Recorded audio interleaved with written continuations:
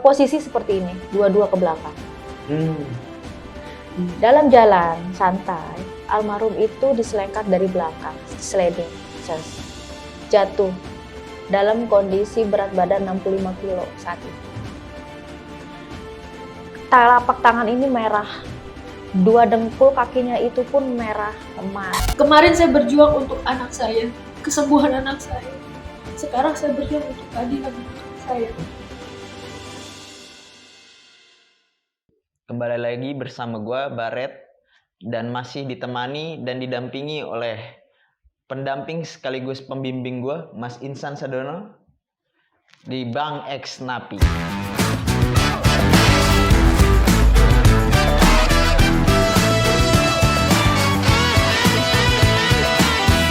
Ciao.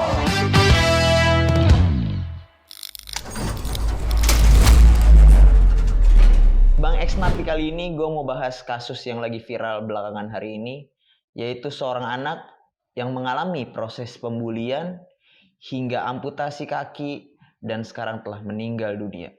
Dan di sini kami sudah ditemani oleh ibu dari Fatir dan sahabat dari ibunya Fatir. Oke, langsung aja boleh perkenalan dulu ibu-ibu. Assalamualaikum, saya ibu kandungin dari almarhum Fatir Arya Adinata. Saya bernama Ibu Diana Novita. Dan saya sahabat dari mamanya Fatir, Ibu Diana. Dengan mama saya Ibu Ningrum. Ibu Ningrum, Ya. Ibu Diana dan Ibu Ningrum ya. Ibu mengikuti betul ya perkembangan kasusnya, mendampingi Ibu Diana. Dari awal mula, betul. Aku nggak mau langsung ke kronologi karena terlalu retorikal lah ya. Aku pengen tanya dulu latar belakangnya Fatir, kesehariannya di luar sekolah dulu deh, di luar sekolah. Keseharian Fatir itu tidak pernah menyusahkan saya ya. Dia dari kecil itu sudah tahu bagaimana dia menjadi anak yang paling tua dengan mempunyai 1 adik. Dan dia sangat tahu bahwa ibunya ini bekerja, seorang single. Dia anak yang nurut. Dan keseharian kami selama saya sibuk mencari nafkah ya, almarhum itu membagi tugas. Karena kan almarhum tinggal saya sama kakeknya dan neneknya.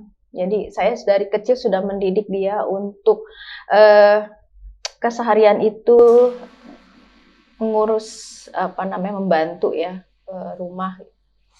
Jadi yang saya terkesan dari almarhum adalah adiknya dididik sama dia untuk nyapu. Sedangkan almarhum itu tugasnya mengepel. Udah ada jiwa kepemimpinan dari kecil ya. Betul. Jadi setiap saya mau ada di rumah ataupun sedang di luar, dia selalu melakukan itu dan selalu bilang bahwa Mah, tadi Hafiz yang nyapu, aku yang ngepel. Lalu dia bersihin tempat tidurnya. Ketika saya pulang kerja, ada yang bawain saya minum gitu ya. Tahulah bagaimana ibunya itu capek, mungkin lelah. Dan keseharian dia itu adalah dia selalu jadi imam sholat untuk adiknya, untuk saya. Ketika ada momen di mana kami sholat berjamaah ya, dia selalu jadi imam. Dan dia mempunyai kebiasaan ketika saya belum pulang itu dia nggak akan tidur. Sebelum saya pulang, dia pasti WA saya atau telepon saya, Mama di mana? Mama pulang. Jangan lupa beli cemilan. Walaupun jam berapapun, dia pasti akan nunggu saya. Dan akan menjadi momen yang akan saya rindukan ya. Tidak ada lagi yang nelpon saya, WA saya, menunggu saya pulang, yang rewelnya minta ampun almarhum itu. Dan meminta saya membawa cemilan. Dan tidak ada imam untuk saya. Itu sih yang saya akan sangat rindukan ya sama almarhum. Kalau cemilan favorit Fatir apa ya, Bu? Dia cemilannya itu ya biasa ya, nama cemilan anak-anak ya, seperti ya kalau malam bawain martabak kayak gitu. Ya seperti itulah. Cuman terkadang saya suka bilang bahwa nak minum susu aja kayak gitu ya. Enggak mah, aku nggak mau. Sebenarnya sih mungkin cara dia agar saya cepat pulang ya. Padahal di rumah juga sudah banyak cemilan. Karena rindu aja keberadaan ibunya ya. Betul. Lah setiap dia saya sampai di rumah itu udah dia tuh udah tenang tidur, dan kebiasaan dia tuh kalau mau tidur selalu minta diusap-usap belakangnya. Padahal nggak lama, nggak sampai 5 menit tuh, cuman 1 menit lah.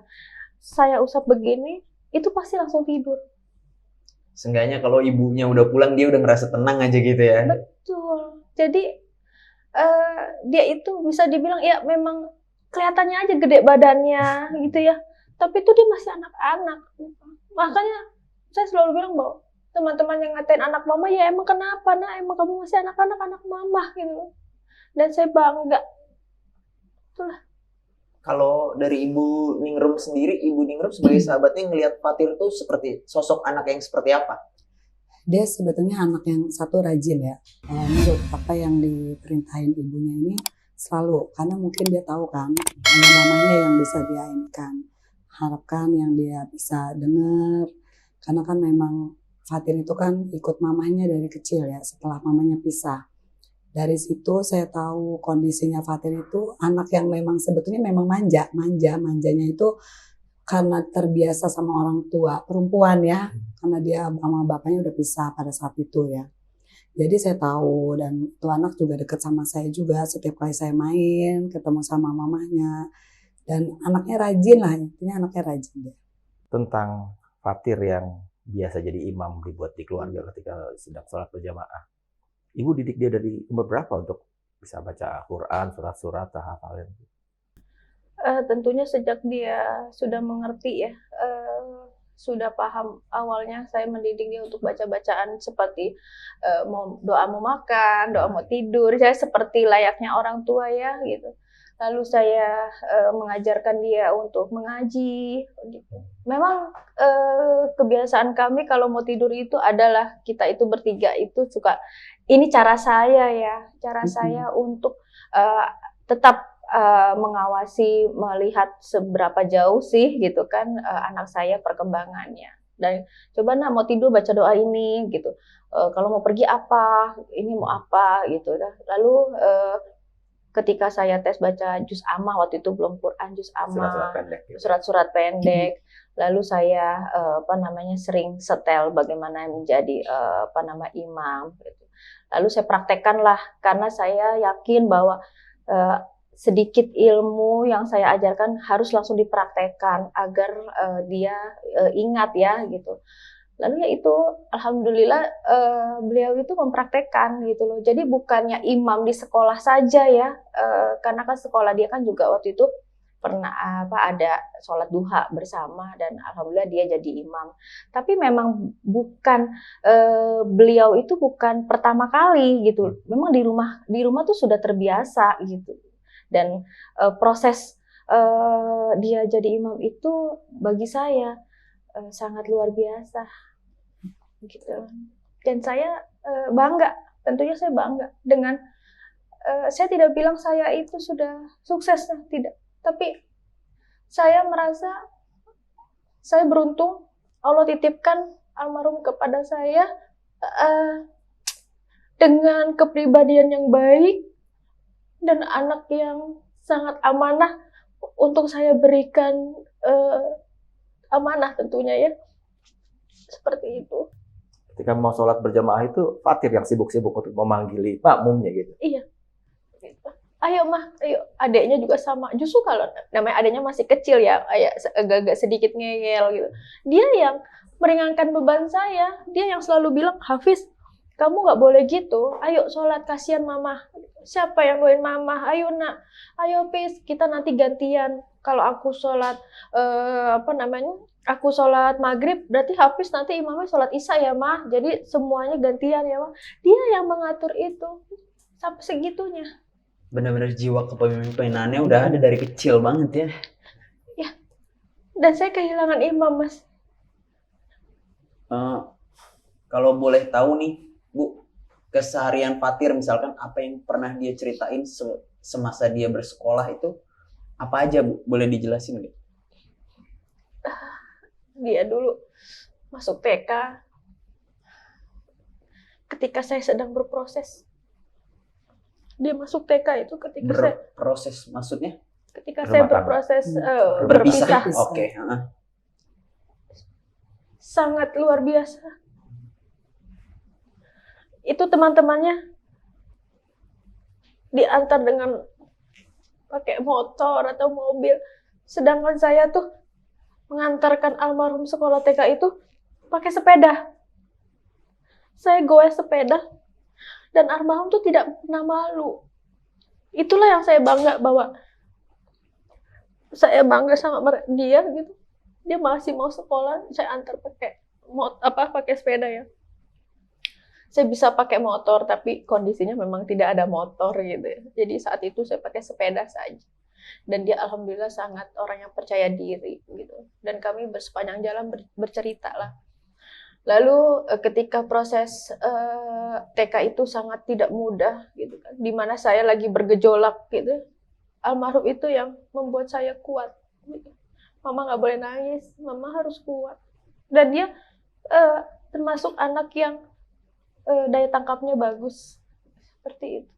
Pada umur segitu udah paham situasinya ya, tentang situasi Betul. ibunya. Cerdas situasi dia, cerdas banget. Lalu kemudian setelah dia Dia lulus TK, TK, dia masuk SD. SD pun sama. Memang sebelum kejadian ini, saya tuh orang yang tertutup.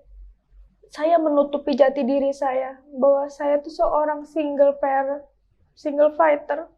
Saya tertutup karena saya ingin anak saya berkembang seperti layaknya yang lain ya. Saya ngejaga psikis anak saya. Dan setiap saya mendapatkan wali kelasnya yang baru, setiap dia naik, gitu, saya akan bicara 4 mata kepada wali kelasnya. Saya bilang bahwa status saya seperti ini, lalu minta tolong dibantu, tolong dijaga. Saya titipkan anak saya kepada ibu kedua ya, kalau wali kelas saya anggap seperti itu. Jadi saya sangat private, saya tertutup. Jadi anak saya bisa berkembang, dan alhamdulillah itu terjaga.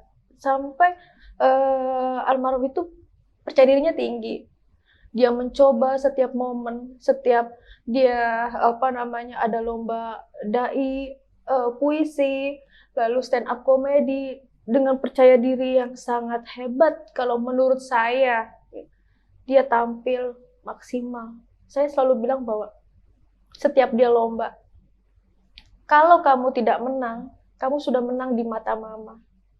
Lakukanlah yang terbaik, gitu loh. Jadi jangan sampai kamu merasa bahwa kalau aku nggak menang, mama nanti sedih. Nggak. Kamu tetap menang. Di mata mama kamu anak hebat. Saya selalu seperti itu. Saya tidak pernah menuntut dia untuk menang ataupun menjadi yang terbaik di luar, gitu ya. Paling tidak saya sudah melatih dia di rumah, membekali.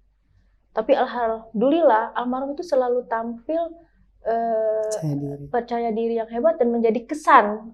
Yang menonton itu pasti akan menjadi kesan. Gitu. Alhamdulillahnya seperti itu. Mungkin karena didikan ibu yang berkata seperti itu, dia jadi tampilnya lepas ya, nggak ada tekanan. Jadi keluar gitu auranya dia pas lagi tampil. Yang saya ingat itu waktu lomba dai. Seorang anak laki-laki gitu. Dia bilang bahwa, "Mah, aku harus ngomong ceramahnya kayak gimana ya? Aku pengen beda dari yang lain. Aku nggak mau yang seperti itu, Ma. Nanti orang bosen." Dia yang begitu sama saya. Loh, jadi kayak gimana ya, Nak? Gitu. Ya, Ma, pokoknya aku mau yang beda. Akhirnya saya bilang, "Kamu pede nggak kalau Mama suruh nyanyi?" Gitu kan. Akhirnya dia nyanyi, bener. Saya coret-coretan lah ya. Apa ini konsep buat sekelas SD gitu kan. Saya coret-coretan, "Nak, coba kamu nyanyi, Nak." Gitu kan. Nanti kamu ajak ya teman-temanmu yang nonton itu nyanyi gitu. Dan alhamdulillah tidak ada penolakan dari almarhum dan dia mengikuti semuanya. Dan dia memang dia sendiri yang konsepnya beda. Ada di situ nyanyian gitu ya. Alhamdulillah, Masya Allah. Luar biasa. Ini saya tertarik dengan prestasi Fatir, jadi ada piala di sini ya. Iya. Gitu. Juara 2 Lomba Dai Cilik Gemar Ramadan tahun 2022. Betul. Ini Fatir kelas berapa ya 2022 jadinya? Kelas 4, Asli. Enggak, kelas 5. kelas 5 ya. Lomba Dai Cilik. Ini tingkat di sekolah ya, di Betul. Jatimulya 9. Piagamnya ini. Oh itu piagamnya ini dari piala ini, piala Iya. ini. Kalau yang ini tuh waktu itu dia pakai apa futsal. Di sekolah juga. Bukan sejabotabek Wah. futsal.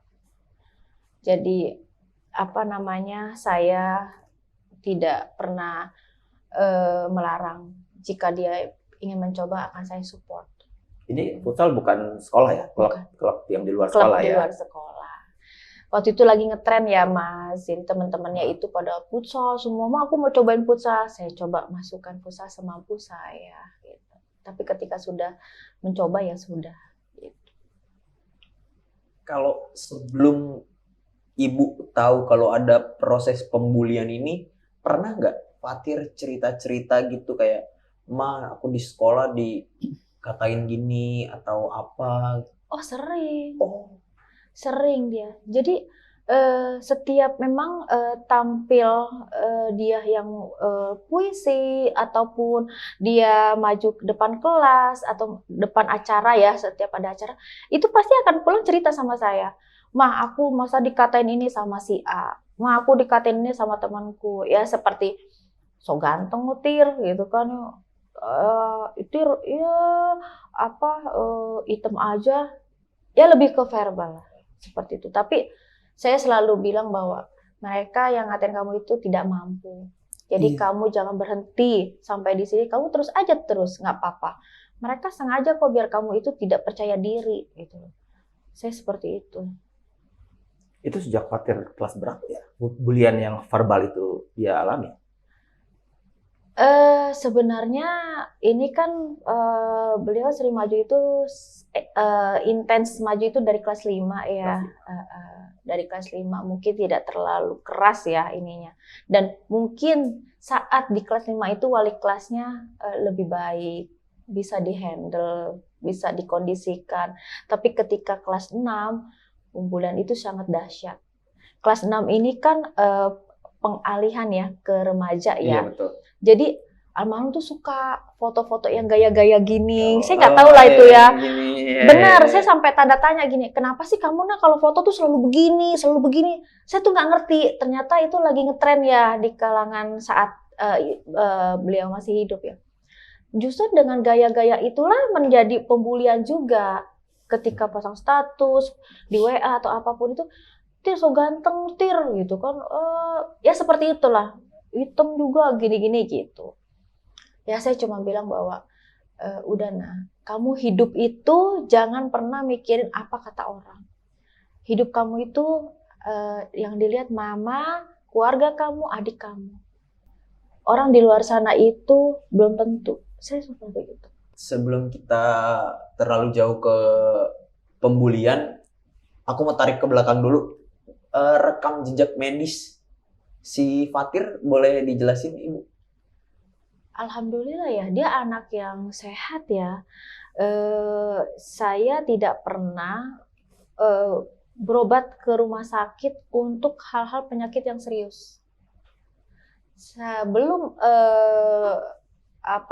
sakitnya Fatir ini, hanya 1 kali melakukan operasi yaitu sunat. Nah, Karena kan dia gemuk, jadi tidak bisa di rumah hitam ya. Jadi harus di rumah sakit gitu loh operasi. Hanya operasi saja, itu sunat aja. Selebihnya tidak ada, hanya sakit-sakit kayak bapil, itu biasalah anak-anak ya. Hanya seperti itu kok. Nggak pernah dirawat inap di rumah Oh sakit. tidak ya? pernah, Karena tidak ada pernah. penyakit ya.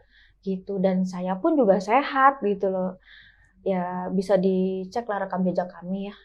Seperti itu. Kapan waktunya sampai ibu itu bisa tahu kalau si Fatir ini mengalami kanker tulang?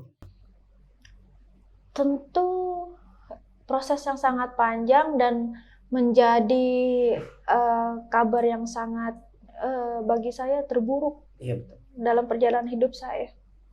Gak pernah mengira. Jangankan mereka ya, saya pun sampai detik ini sampai bilang bahwa ini gara-gara sliding jadi berkepanjangan seperti ini gitu ya.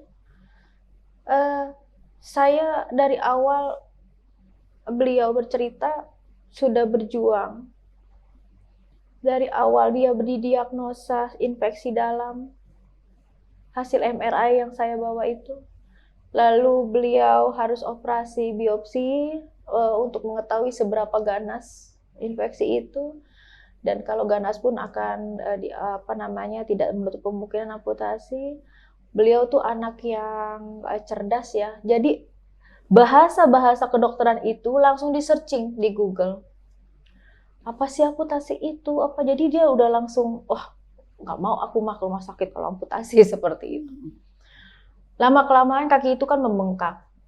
Tidak ada jendolan ya. Kalau tumor itu pasti ada jendolan. Iya betul. Tapi ini tidak. Jadi pembengkakan menyeluruh di area dengkulnya sebelah kiri. Lalu saya paksa dia untuk berobat kembali. Itu pun saya pakai biaya mandiri di luar BPJS. Karena saya ingin cepat dan pengen tahu. Siapa tahu ada solusi lain. Saya pun pergi ke rumah sakit Pondok Indah yang di Puri. Lalu di rumah sakit Cipto yang swasta di Kencana. Kami periksa kembali. Dan yang kami datangin ini adalah dokter yang tidak akan diragukan lagi track record-nya ya, ortopedi. Dan dia menyatakan bahwa ini sudah dipastikan kanker tulang dan 99% hanya amputasi. Disitulah kami nangis, di rumah sakit lah itu kami nangis. Saya nggak tahu lagi harus ngomong apa, gitu ya. Jadi itu kabar yang bagi saya langsung ngimpi apa ini saya gitu. Sampai saya harus menelan kabar seperti ini. Sampai saya bilang, "Dok, mungkin ini sebuah cairan yang bisa disedot atau mungkin pakai solusi lain. Jangan sampai amputasi. Anak saya masih 12 tahun, masih mempunyai masa depan yang panjang. Bila ada solusi lain, tolong dok." Sampai saya seperti itu. Dan memang ternyata banyak kasus seperti Fatir yang kena benturan apapun itu akhirnya didiagnosanya seperti itu. Lalu kami pulang, Fatir nangis dan minta berjanji kami orang tua tidak akan membiarkan dia untuk diamputasi, Pak. Kami berusaha bagaimana mempertahankan sebuah kaki ya.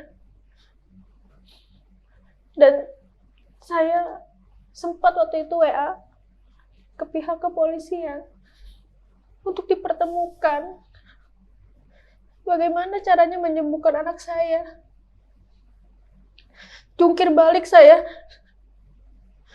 menyembuhkan anak saya, tapi apa daya, hal ini tidak bisa saya hindari. Dan ini karena kakinya lama-lama membengkak dan tidak bisa diangkat, akhirnya terjadilah luka. Dan luka itulah yang menjadi pendarahan. Dan akhirnya saya larikan dia ke, waktu itu sempat ke Cipto 3 hari, lalu saya tarik lagi keluar, lalu saya masukin lagi ke Darmais. Dan di Darmais lah keputusan amputasi itu. Dia ikhlas. Dengan 1 minggu di Darmais saya bernegosiasi, saya pendekatan kepada almarhum, akhirnya ya sudah, amputasi itu terjadi. Bu Ningrum mungkin punya tambahan cerita betapa berjibakunya Mama Fatir dan Bu Ningrum ada bersama beliau. Hari-hari berusaha mencari solusi dari yang dialami Fatir. Sebelum viralnya itu kan saya selalu cari tahu tentang keadaan dan kabarnya Fatir, karena dia mamanya Fatir itu selalu telepon memberi kabar, karena dia selalu cerita sama saya dan saya pun selalu nanya perkembangannya seperti apa. Nah, singkat cerita tuh terakhir pulang dari RSCM tuh, dari awal dia nggak cuman memar doang yang saya jenguk ya, baru memar, lalu lama kelamaan dia bengkaknya itu dari 3 bulan lebih cepat ya Neng. 3 bulan cepat banget itu kaki membengkaknya. Dan yang menurut mamanya Fatir itu kan udah berobat ke sana. Terus lalu dia minta pendapat juga untuk saya seperti apa. Saya bilang coba ke dokter ini. Nah pada saat terakhir dia pulang dari RSCM, saya datang. Karena video call Fatir pengen saya datang gitu. gitu. Karena dia kan memang manja, deket sama saya. Oh. Tante kesini tante, aku nggak mau diamputasi ya Neng ya, terakhir gitu ya dia minta tolong. Ya udah tante kesana. Nah pada saat dia baru pulang dari RSCM itu saya datang, saya videoin, saya lihat kondisinya Fatir itu ya mengenaskan buat saya itu. Kayaknya wajar sih itu anak antara terima dan enggak untuk harus diamputasi. Dan mamanya pun nangis sama saya tuh nggak bisa berbuat apa-apa lagi hanya untuk memutuskan amputasi itu. Mau atau enggaknya juga dia juga berat ya Neng. Bergejolak Pada saya banget tuh ya. berat banget. Nah terus akhirnya pada saat itu karena bapaknya Fatir juga ya ada di situ untuk mendampingin Fatir, menguatkan Fatir. Tapi apapun keputusan yang memang yang terbaik buat almarhum pada saat itu, ya saya bilang coba ikutin menurut kata medis gitu kan. Mungkin dengan adanya amputasi bisa sembuh. Kalau kita kan begitu berpikir panjangnya, oh pasti nih sembuh mungkin setelah amputasi, takut biar nggak menjalar. Iya. Pada saat itu. Jadi ya perkembangan sampai di situ dan saya juga nanya sejauh mana perkembangan hukumnya atau mediasi dari pihak si terduga ini, si anak ini, si orang tua L ini gitu kan. Ternyata kan dia cerita sama curhat karena tidak ada perkembangan atau apalah. Nah saya suruh dia nyarankan ke Darmais ya Neng. Berangkatlah ke Darmais. Dia besoknya ya, besok malam ya jam 12 kamu ya katanya. Teh izin saya pengen bawa Fatir ke oke, jalan pada saat itu. Besoknya saya langsung nyusul ke Darmais karena tuh anak video call. Nyuruh saya juga datang ya Neng. Saya datang pada saat itu langsung ke Darmais. Ya alhamdulillahnya saya dapat kabar dari si mamanya bahwa Fatir udah ikhlas mau diamputasi ya Neng. Nah tapi ya itu kan dari pihak dokter juga nggak bisa langsung ya, ada lagi proses pemeriksaan ulang ya Neng yang di Darmais itu. Nah lalu saya bilang ini mau gimana? Kayaknya harus kalau nggak ada penggerakan dari pihak keluarga si L-nya, dari pihak sekolah, dari pihak hukum juga ya, dari pihak polisian pada saat itu ya. Yang akhirnya saya punya inisiatif lah menghubungin kawan ya, temen akrab saya itu Sandi Tumewa gitu loh. Oke, sebentar sebelum sampai situ kita pengen tahu dulu kronologisnya. Nah, sebelum nah sampai itu situ Mama tuh. Fatir tuh yang lebih tahu nah, kronologisnya. Ya, kronologisnya sampai bisa terjadi selengkap itu. Nah, itu gimana dari yang Ibu tahu? Ya, saya itu kan almarhum itu cerita sama saya setelah 3 hari kemudian. Setelah 3 hari kejadian selengkap itu ya? Betul. Februari ya Bu ya? Februari. Ketika beliau saya bangunkan untuk sekolah, dia ribut kakinya sakit, nggak mau sekolah. Saya bilang kenapa kakimu sakit nak? Gitu. Pikir saya hanya anak jatuh atau apalah bercanda karena kan memang kelasnya kan di atas lantai 2 ada akses tangga. Oh iya. Itu kan. Saya berpikir seperti itu. Kenapa? Dia tetap tidak bicara. Sampai terjadi dia negosiasi sama saya. Mama janji ya Ma, kalau aku cerita jujur Mama tidak marah. Berarti kan di situ kayak ada rasa ketakutan, ada tekanan, ada tekanan. Betul. Itu cukup lama. Dan sampai saya berjabat tangan untuk janji ya Ma, sumpah ya Ma, aku nggak dimarahin, Mama nggak marah sama aku. Sampai seperti itu.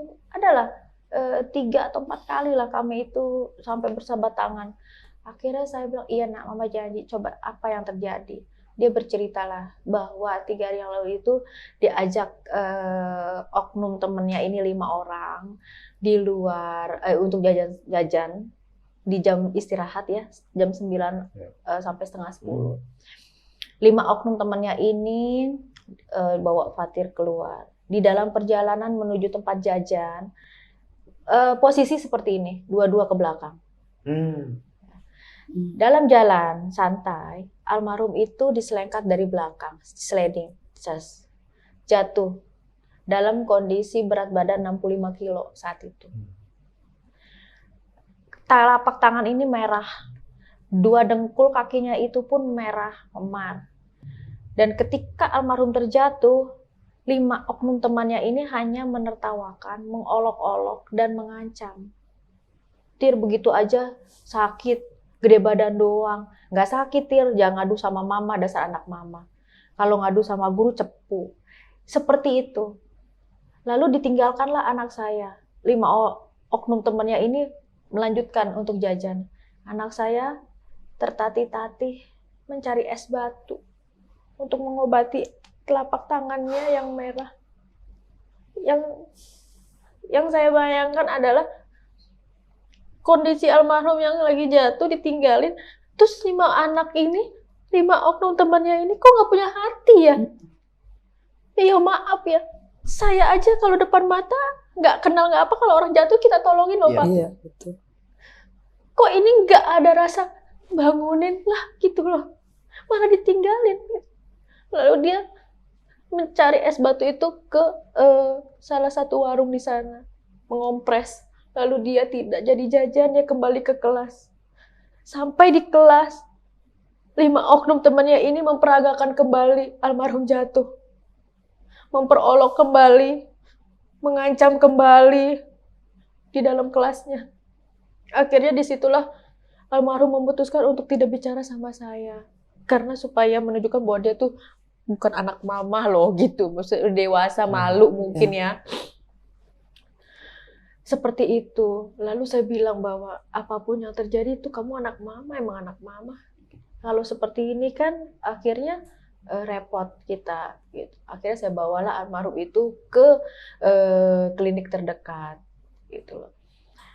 Klinik terdekat dia dikasih obat antibiotik pereda nyeri dan harus memakai deker. Oh, iya. Karena kan mengurangi ya dan mencegah Yang mencegah benturan lagi ya. mencegah untuk kondisi yang lebih parah. Nah, ketika pakai deker, saya itu datang ke sekolah.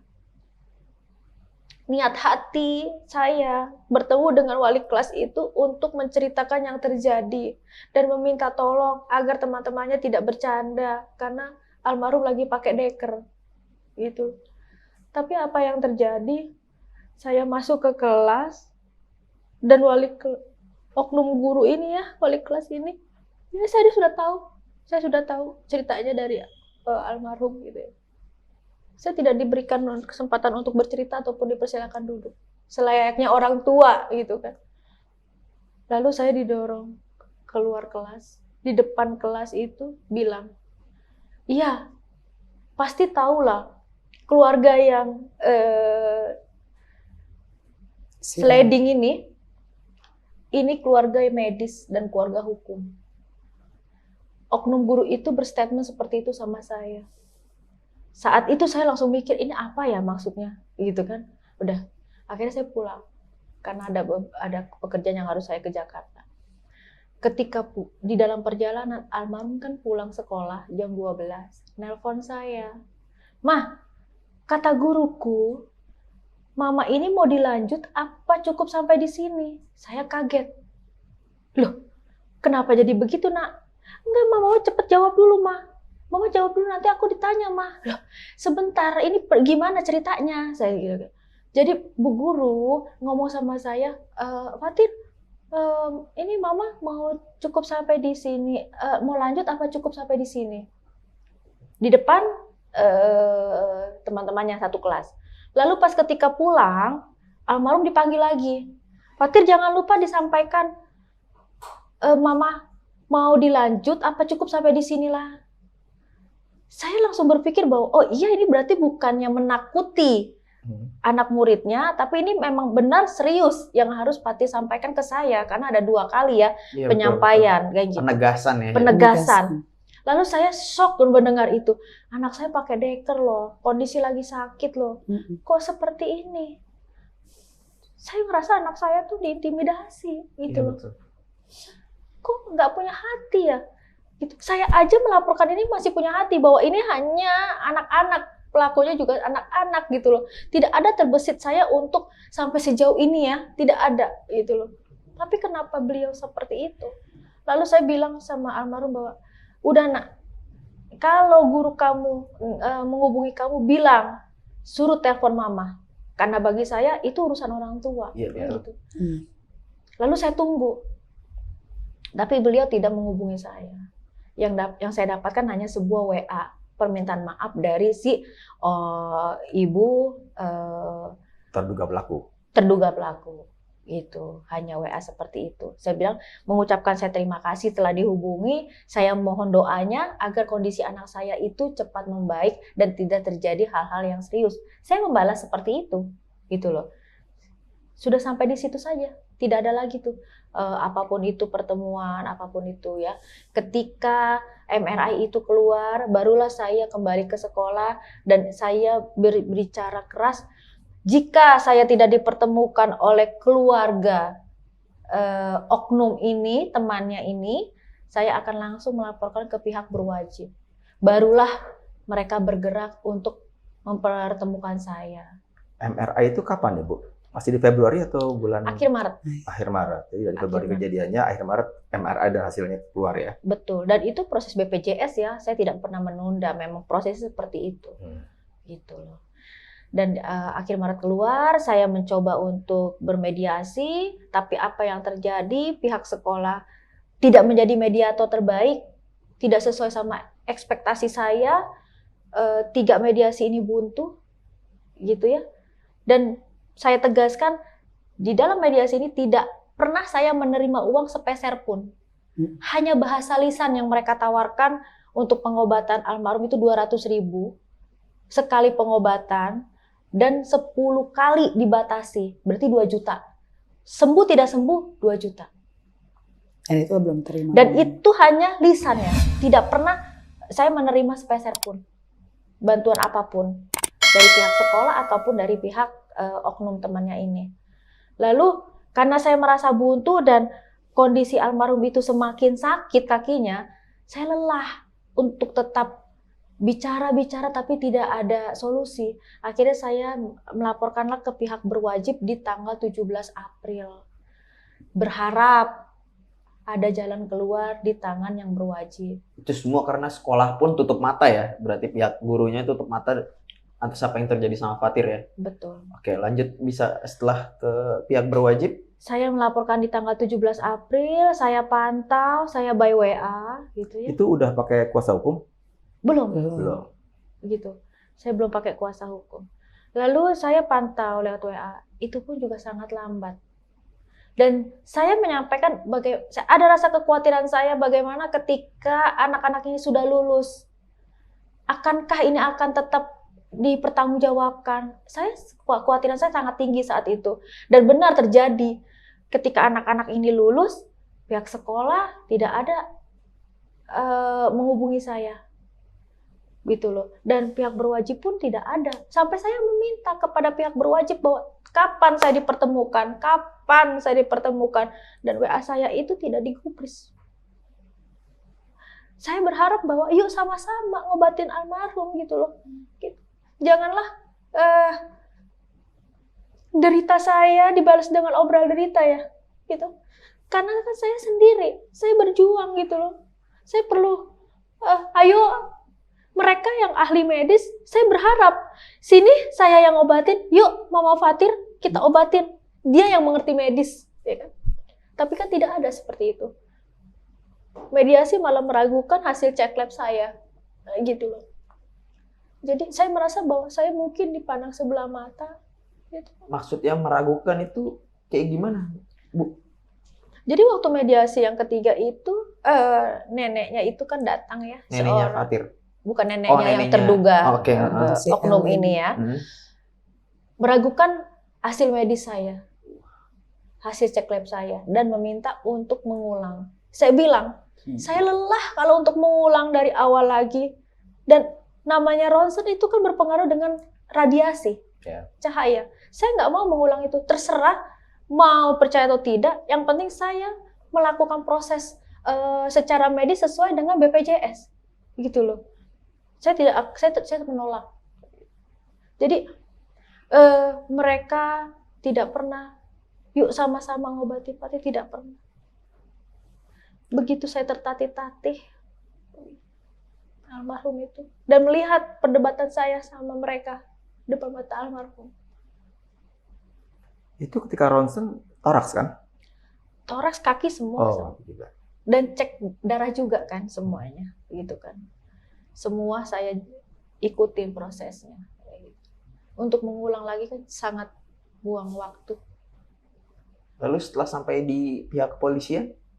Ya itu, saya sudah tidak ada lagi karena WA saya tidak direspon, tidak Oleh? pihak penyidik. Akhirnya kan ini Fatir semakin memburuk kan kondisi dan energi saya tuh semua terkuras buat almarhum gitu kan. Saya harus mencari dana, saya harus ke sana ke sini, dari pagi ketemu pagi, saya nggak mengenal siang sore malam, saya nggak mengenal itu. Saya tidur juga pala saya di kaki almarhum karena minta dielus-elus kakinya yang sakit, sampai saya tidur di sejadah, sampai saya nggak tahu, ya Allah saya harus bagaimana, ya Allah saya meminta kemujizatanmu, tolong tunjukin saya jalan keluarnya. Saya terbatas dengan gerakan langkah saya terbatas dengan dana saya. Di lain pihak saya ada anak yang kedua yang terus berjalan hidup kami. Makanya sahabat saya lah kadang yang membantu, teh pinjam uang, teh sampai seperti itu. Tapi kan saya, inilah perjuangan saya ya. Kenapa saya selalu bilang bahwa kemarin saya berjuang untuk anak saya, kesembuhan anak saya. Sekarang saya berjuang untuk keadilan anak saya. Sampai di titik itu Bu Ningrum mencarikan cara untuk supaya kasus ini lebih dikenal, didengar publik ya. Karena udah terlalu lama kan, dia sudah lapornya di bulan April ya Neng. Di bulan April, nah terus komunikasi terus ke saya, perkembangannya. Saya nanya terus, jadinya nanya kan, takutnya namanya dia fokus ke Fatir, tapi dari pihak penyidiknya pun tidak ada penggerakan cepat tuh juga kan menghambat juga keadilannya si Fatir, maksud saya gitu loh. Yang alhasil itu saya inisiatif. Saat itu di bulan itu media belum nulis apapun ya? Belum mendengar itu ya? Pokoknya saya bulan Oktober ya Neng. Oktober ketika Oktober, pas di tanggal 26 Oktober itu kan almarhum kan operasi amputasi. Amputasi 26. Saya tahu ini bakalan amputasi itu penampilan itu saya tahu. Tapi ketika setelah operasi itu saya melihat almarhum dengan kondisi yang terbaru, saya tuh kan nggak kuat ya. Betul. Persekian detik saya ngelihat anak saya dengan penampilan terbaru, satu kaki habis, saya lari keluar. Saya nangis. Saya mau teriak, saya nggak bisa.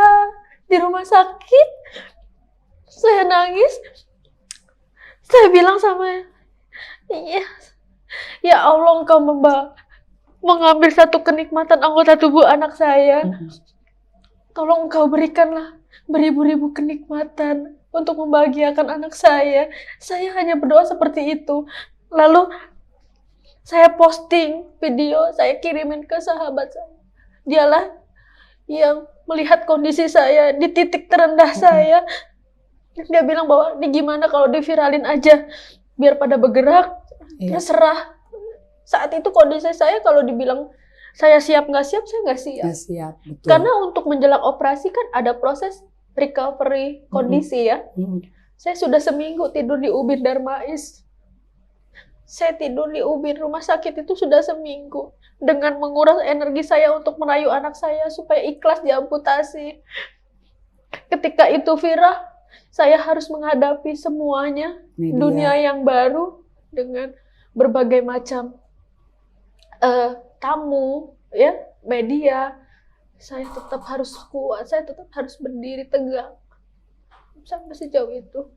Ningrum mungkin tadi ceritakan tentang usaha Ibu untuk membuat publik lebih mendengar kasus ini dengan ke teman Ibu Sandi Tumewa itu.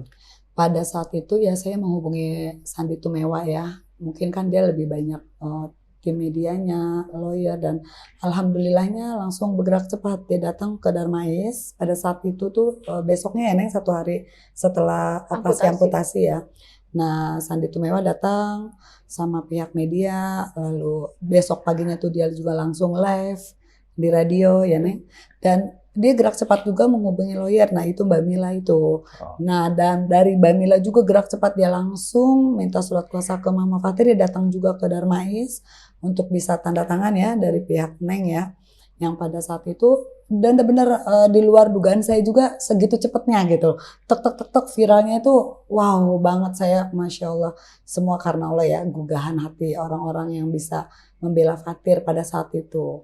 Makanya saya alhamdulillah terima kasih banget dengan Sandi Tumewa lah, yang awal mula saya kan juga nggak bisa paham untuk memviralkan seperti apanya, itu saya juga nggak paham, hanya dia yang tahu kan cara-cara dia untuk menghubungi media, gitu aja sih. Setelah ada kuasa hukum lebih lancar soalan mediasinya dengan pihak keluarga terduga pelaku dan polisi?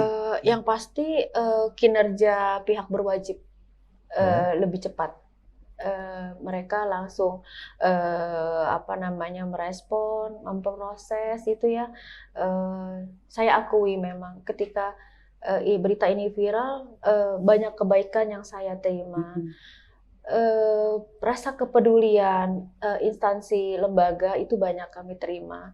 Lalu untuk proses hukum juga sangat cepat, sampai ini lawyer benar-benar bersosial tinggi. Saya tidak membayar sepeser tanpa dipinta gitu apapun. Pro bono ya?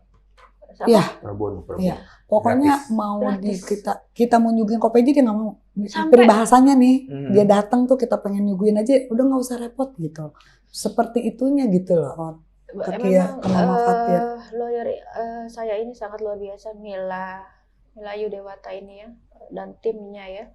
Mereka bergerak cepat ke Polres langsung Cikarang sana dan menghubungi kanitnya, penyidiknya, dan alhamdulillah dari penyelidikan menjadi penyidik. Lalu kemarin itu saya baru proses diversi.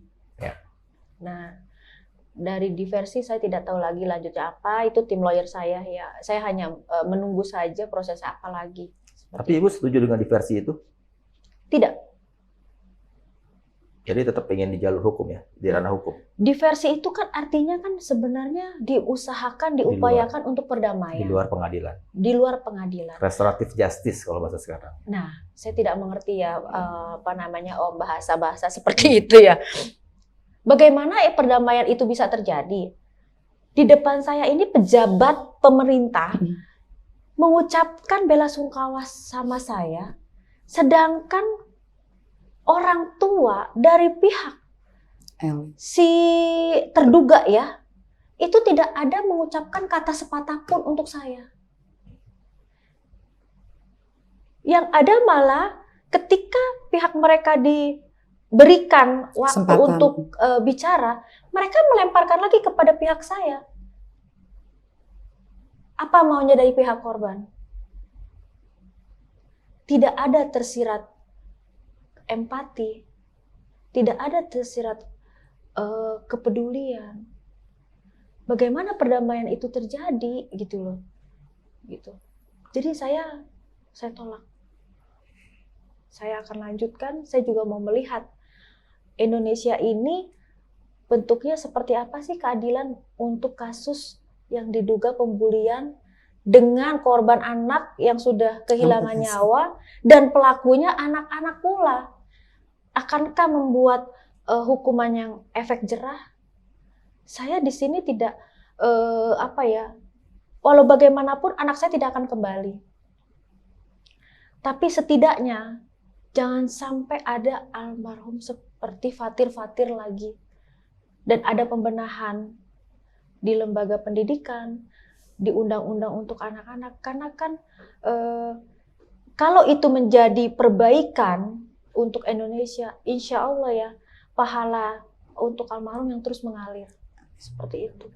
Ketika kemudian polisi sudah bekerja, kalau saya kurang update ya, yang saya baca terakhir, polisi kemudian menetapkan 1 orang tersangka. Karena kebetulan teman Fatir juga, masih anak-anak nyebutnya jadi anak berkonflik dengan hukum, anak Iya. berhadapan dengan hukum. ABH. Ya, ABH. Ketika ibu tadi cerita yang membuli Fatir, bulian verbal setelah Fatir tuh di sliding itu ada 5 orang. Sementara polisi sekarang cuma menetapkan 1 orang ABH-nya itu. Betul. Ibu bagaimana melihatnya? Yang 4 itu jadi gimana? Ini sebenarnya banyak yang terkait ya. Oknum guru pun, pihak sekolah pun sebenarnya tidak lepas dari kasus ini. Tapi karena awalnya itu saya melaporkan yang mensleading saja, ya. Lalu yang untuk 4 anak ini saya tidak tahu nanti prosesnya bagaimana. Itu saya serahkan ke tim lawyer yang ahlinya, gitu. Sementara untuk para guru atau siapapun yang ibu sebut mungkin itu oknum guru, wali kelas atau siapapun itu, yang ketika bicara ke media menyangkal adanya pembulian, ada perundungan. Dia bilang itu biasa anak-anak bercanda, jadi jangan dianggap serius. Kalau nggak salah kira-kira begitu esensi omongan si guru itu. Benar. Ibu gimana dia dengan guru yang itu? Melaporkan kasus baru atau bagaimana? Ini kan sebenarnya kekecewaan saya tinggi terhadap oknum guru ini ya, karena dia yang tahu dari awal gitu kan. Saya melaporkan, tapi dia bisa berstatement seperti itu. Sungguh kekecewaan saya sangat luar biasa. Tapi ini kan prosesnya yang lebih tahu hanya orang ahli hukum, gitu. Semua apa yang saya ceritakan, apa yang saya rasa, saya sudah kasih info kepada lawyer ya. Jadi saya percaya tim Mila Ayu Dewata & Co ini akan tahu bagaimana bentuk keadilan untuk almarhum. Siapa saja yang akan mereka bawa untuk dipertanggungjawabkan. Saya yakin tim lawyer Mbak Mila akan berupaya keras. Saya dari tadi ketika masuk ke ruangan ini sudah tertata begini nih. Ada berserakan, ada piala, dan ada mainan-mainan. Ini mainannya Fatir? Iya. Detik-detik terakhir ya, Neng. Detik-detik terakhir. Ketika nafas dia sudah tertatih-tatih. Begitu ya. Karena ini memang anak pemikir. Jadi mainan Lego aja dia rangkai dalam kondisi di rumah sakit. Iya. Ini Lego tahu ya, kecil-kecil begitu ya. Saya melihatnya aja stres gitu loh. Tapi almarhum ini merakit sendiri. Sampai saya dapat teguran dari suster ya. Bu, anaknya jangan dibiarin Bu, nanti kecapean, sesak napasnya nanti semakin tinggi. Dia yang ngejawab, suster aku stres kalau aku nggak main Lego. Aku nyaman, aku enjoy. Akhirnya susternya diem. Dan inilah hasil karya terakhirnya dia. Nah saya tambahin juga ya, detik-detik dia mau pergi juga ya. Boleh saya tambah? Boleh. Hari Rabu sore saya datang. Tadinya saya janji karena dia video call ya Neng. Pagi ya janji ya Teteh. Tante kapan kesini? Itu lagi ngap. Ya ntar udah nggak usah banyak ngomong. Tante datang. Karena dia nyuruh saya datang terus. Datangnya akhirnya saya sore ya Neng, hari Rabu itu. Rabu sore jam 5 datang. Setelah maghrib adiknya datang. Adiknya Fatir Hafiz dengan neneknya.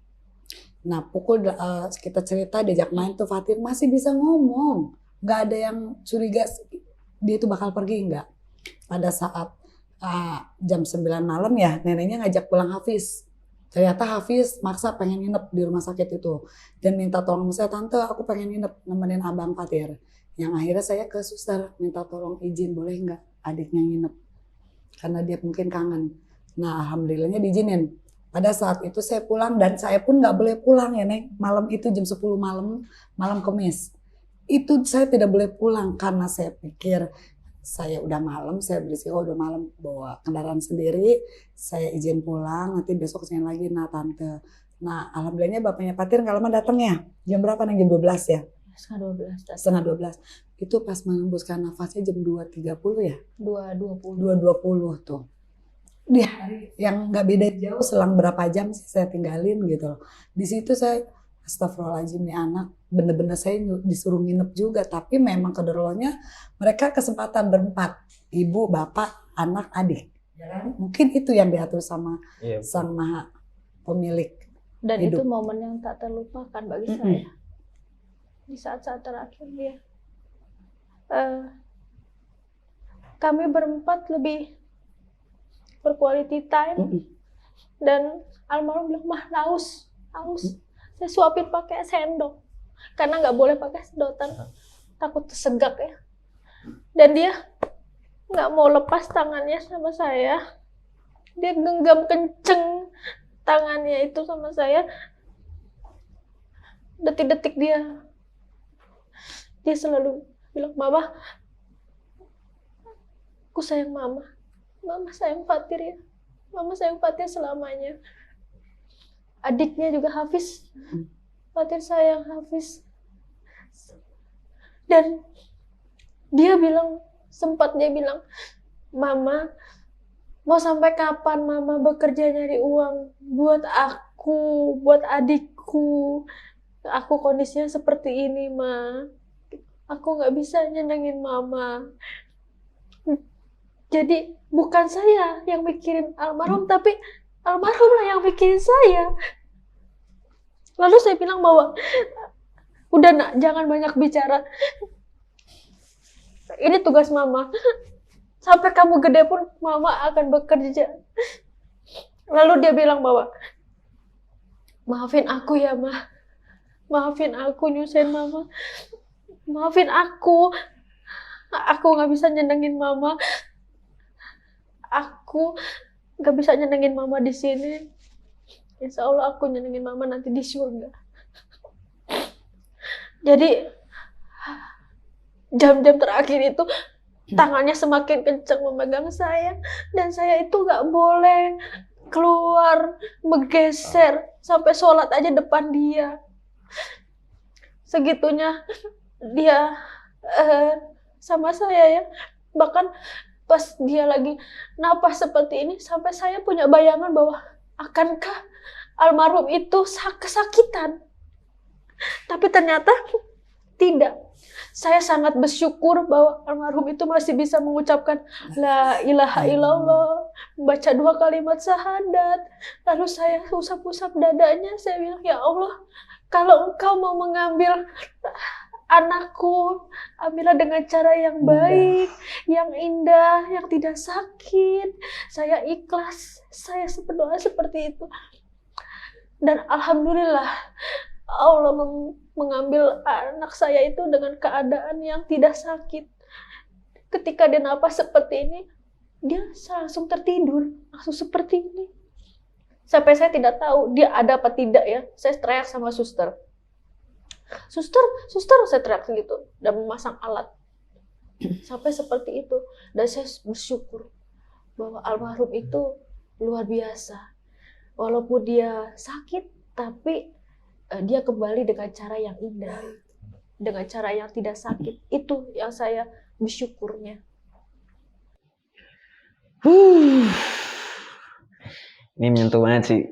Kebetulan aku juga baru punya anak cowok, baru 3 bulan, makanya begitu ibu ngomong digenggam tangannya, aku juga lagi ngerasain dia mau tidur. Aduh, gak kebayang kalau aku harus ngalamin yang ibu alamin. Walaupun terlihatnya hancur banget ya, memang hancur banget. Cuman ibu berusaha untuk menguatkan diri ibu karena ada adiknya Fatir ya. Dan percayalah, yang sangat sulit itu manajemen hati, Mas. Mengelola rasa itu sangat sulit. Ketika saya sendiri tidak kuat melihat almarhum, saya pikir amputasi itu menyelesaikan masalah. Bisa sembuh, anak saya berumur panjang. Tapi yang ada malah sudah menyebar ke paru-paru, dan saya mendengar bahwa pihak rumah sakit sudah angkat tangan. Hanya kemo solusinya untuk paru-parunya. Disitulah, Mas, saya sampai minta maaf sama almarhum. Maafin mama ya nak, maafin mama. Mama tidak bisa mengobati sesak napasmu. Mama tidak bisa ngapa-ngapain lagi. Dan almarhum cuma sampai, udah ma, nggak apa-apa. Nggak apa-apa, ma. Saya kayak orang merasa bersalah. Waktu saya sama almarhum itu, Saya belum bisa memberikan kebahagiaan yang seutuhnya. Perjalanan hidup saya, almarhum sangat tahu dan membuat almarhum itu kuat. Dan itulah yang sampai sekarang air mata saya ini belum bisa kering ya. Bukan saya tidak ikhlas, tapi seperti pertanyaan beliau, kenapa sih mah harus saya? Saya itu anak yang tidak nakal. Saya pulang sekolah pulang, saya nurut sama mama. Saya tidak nakal, saya tidak ngelawan mama. Kenapa ini terjadi sama saya? Kalau boleh tahu, adiknya Fatir itu umur berapa sekarang ya, Bu? Mungkin anak saya itu sering melihat saya itu nangis ketika saya sholat. Ketika saya sholat itu, ketika almarhum lagi sakit pun, sholat saya itu menangis. Apalagi sekarang sudah tidak ada ya. Saya nangis. Ketika saya kangen, saya cuma bisa kirim Al-Fatihah.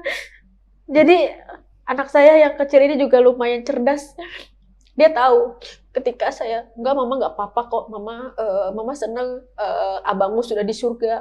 Saya tidak meneteskan air mata, tapi ketika dia lihat saya sholat, saya nangis. Dia tahu sehancur apa ibunya. Karena saya bisa cuma nangis, Mas, pas ketika saya sholat. Saya gak bisa ngomong apa-apa ke adiknya. Karena adiknya ini juga kan harus saya jaga ya. Ada bahasa yang mungkin dia tidak bisa diutarakan kepada saya. Selama saya mendampingi almarhum untuk berobat, dia ditinggal-tinggal sama saya. Dia anakku yang mandiri. Dia bawa diri dia sendiri. Dan memang dari kecil saya sudah mengajarkan kemandirian. Termasuk untuk jajan sekolah, saya udah kasih 1 bulan. Cukup gak cukup, kamu atur nak. Saya sudah mengajarkan seperti itu. Jadi, alhamdulillah, mereka anak-anak yang hebat. Ada yang mau disampaikan lagi dari Ibu Ningrum atau Ibu Diana terkait ini? Ada mau ngomong apa gitu? Boleh, mamanya Fatir dulu baru saya. Boleh. Coba. Saya seorang ibu yang sedang berjuang untuk keadilan anaknya. Meski anaknya tidak akan pernah kembali, tapi saya setidaknya sudah berikhtiar. Hasilnya saya serahkan sama Yang Maha Kuasa. Iya. Saya berharap kepada Bapak Menteri Pendidikan, Bapak Nadiem, dan kepada Bapak Presiden Republik Indonesia, Bapak Jokowi, yang sudah tim lawyer saya kirimkan surat ke beliau semuanya. Mohon menjadi atensi. Ini untuk menyelamatkan generasi bangsa. Tolonglah kasus ini direspon dan dipercepat agar keadilan bisa terlihat. Menjadi penyelamat generasi, hukum-hukum apa yang akan didapat untuk pelaku yang anak-anak. Harus ada efek jera, gitu ya. Karena hukum ataupun undang-undang harus mengikuti perkembangan zaman. Jangan ada pemikiran bahwa mentang anak-anak mereka lepas dari jeratan hukum dan tidak memberikan efek jera. Ini menjadi cerminan. Mungkin almarhum yang diamanakan oleh Sang Pencipta untuk pembenahan Indonesia, dan mungkin saya seorang ibu yang bisa speak up gitu, menunggu para pejabat pemerintah yang terkait dengan kasus ini untuk segera merespon dan mempercepat Pak prosesnya. Terima kasih. Kalau Ibu Ningrum ada yang mau disampaikan? Ya, kalau saya, penyampaian saya untuk pihak teman dan media ya yang udah ngebantu viralnya Fatir ini mencari keadilan, alhamdulillah, terutama dengan Sandi Tumewa yang memang awalnya yang saya hubungin itu dia. Lalu dari pihak lawyer juga, dari pihak media yang langsung gercep membantu sampai seviral ini, dan itu hanya saya terima kasih yang sedalam-dalamnya. Sahabat saya dibantu sampai sekarang, alhamdulillah, itu aja yang saya bisa ucapin. Kalau ada yang mau ditanya-tanya sama narsum kita atau ada masukan-masukan yang mau ngebantu juga, bisa tulis aja di kolom komen di bawah. Mas Insan ada yang mau ditambahin? Oke, bisa lanjut aja di kolom komen di bawah atau bisa ada IG-nya, siapa tahu bisa kita mungkin munculin di bawah. Ada IG-nya Ibu Ningrum atau Ibu ini? Tidak aktif sama medsos. Enggak aktif sama medsos ya. Oke, ibu-ibu Facebook palingnya, ibu Facebook. Enggak sih. Oke. Pokoknya kalau ada masukan atau apa gitu yang mau ditanyain bisa ya boleh tulis di kolom komen. Oke, sekian Bang X Napi kali ini. Stay tune terus di Bang X Napi yang akan tayang di Diskursusnet. Ciao.